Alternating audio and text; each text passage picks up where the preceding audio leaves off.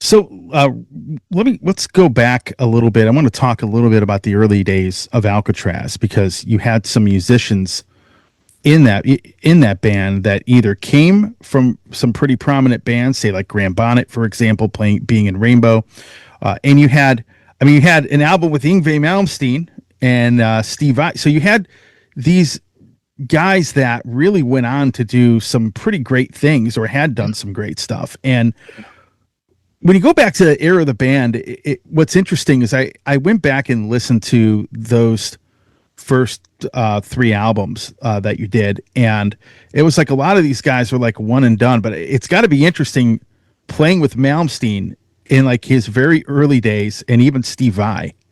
Yeah. Yngwie, it was easy.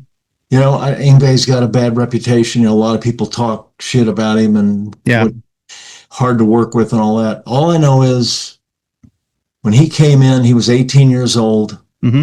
And the only problems we had with him, for the most part, were just at rehearsals. He would 2 Marshall stacks on 10, and he just wouldn't stop playing. And I'd have to walk over to him and go, Yngwie, we need to work on the arrangement. He'd go, oh, yeah, man. And then he'd be okay, we'd work. And then if there was a lull in the action, he'd start playing again. Yeah. So he just couldn't help himself, that way. But other than that, writing songs was easy.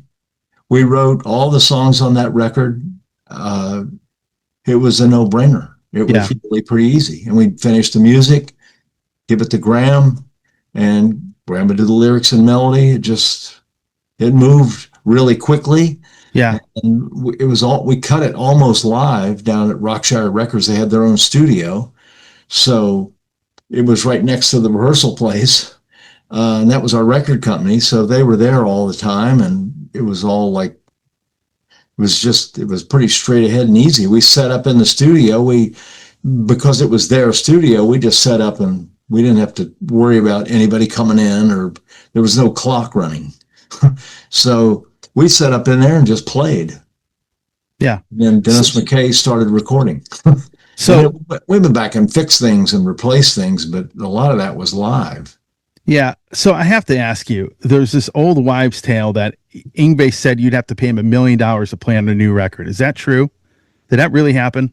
To play on a new record now? Yeah. I think, I don't know anything about him. I'll tell you where the $1 million came from. We were going to do a tour in Japan with the Graham Bonnet Band. Okay. And then I don't know who came up with the idea. I think it was the record company in Japan, who was Yngwie's record company. And they said, why don't you have Yngwie play on 5 or 6 songs live? And we were like, yeah, no problem. And I said, I don't think you're going to get him to do it. I don't think he'll ever do it. And the record company, the president of the label, was very arrogant about it. He says, oh, I can get him to do anything. Don't worry about that. And I said, I'm telling you, Yngwie's not going to do this. And I wish he would have. I would have loved to have done it. It would have been that would have been a blast. But anyway, the record company went after it.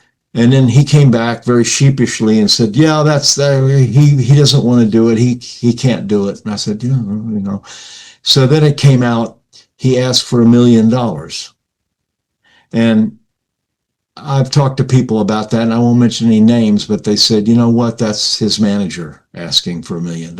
Okay. If you would have gone direct to Yngwie somehow and just said, hey, how about 200 grand? It would have been no problem.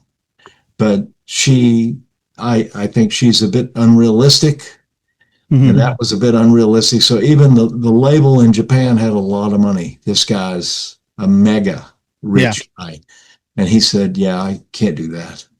well, the Japanese fan base is, for this kind of music, has always been, in my opinion, the most consistent. I just did a whole episode on this.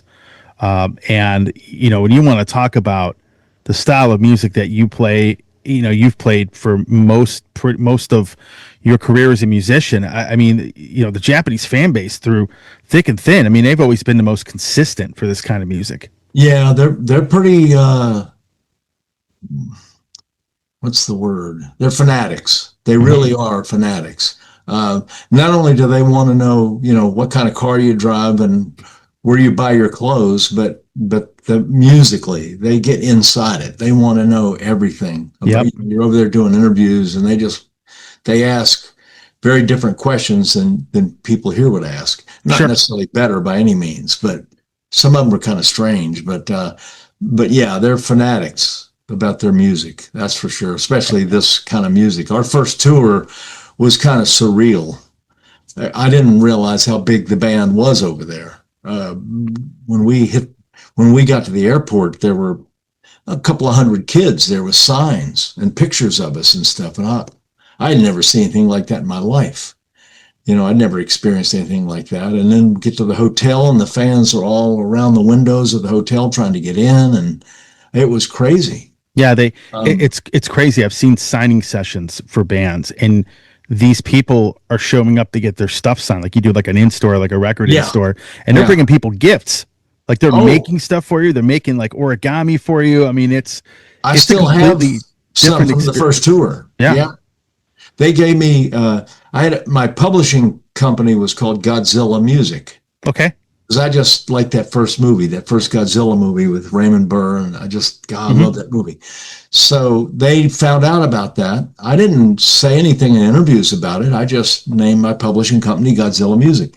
When I got to Japan, everybody was giving me presents, Godzilla presents. I got a sake set, a Godzilla sake set. They gave me some little Godzilla little toys that you run on the table and it spits sparks and stuff like that.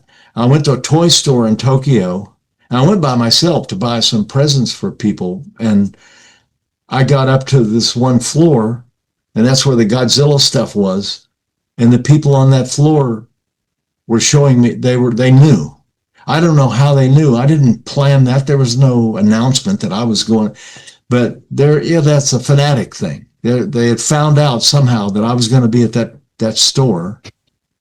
And they were all ready with all the Godzilla stuff. So I bought a bunch of Godzilla stuff. I'm laughing just because this is literally, it's such a different group of people over there. Oh, Even during, you talk to a lot of people that played in a lot of hard rock and heavy metal bands. And even when like you had the dark ages of the 1990s, the Japanese fan base was just still there. Yes. You went from like, nobody caring about you or nobody knowing your name here in the States. You go fly over there, you're like an A-list celebrity. I mean, that's how different it is. I did a record in the 90s called Blackthorn with Bob Kulick and Chuck Wright and Frankie Manelli from Quiet Riot, and we did this record, great record. Graham sang, and it was it was a great record. And of course, we timed it exactly wrong, and the record in the States did absolutely less than nothing. But there was interest from Sony Publishing, and there was interest from our label, Polydor, I guess it was. Anyway, and they wanted us to come over. Yeah. And they said, well, you and Graham and Bob come over and do press. And then we'll do a tour. So they flew us over, and we did press, and the record was dead here in the States. So I just thought, well, it's nice we're going to Japan, but I mean, really, we got there, it was like we were rocking. They loved that record over there, and they were all bummed that we weren't touring yet.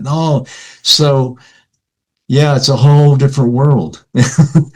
They knew every song, every note on the record. I mean, the record in the States, nobody knew anything. It was just completely dead. Came out of the box dead, because that wasn't in fashion. The grunge thing had hit, and we were done. We weren't going to do anything at that point.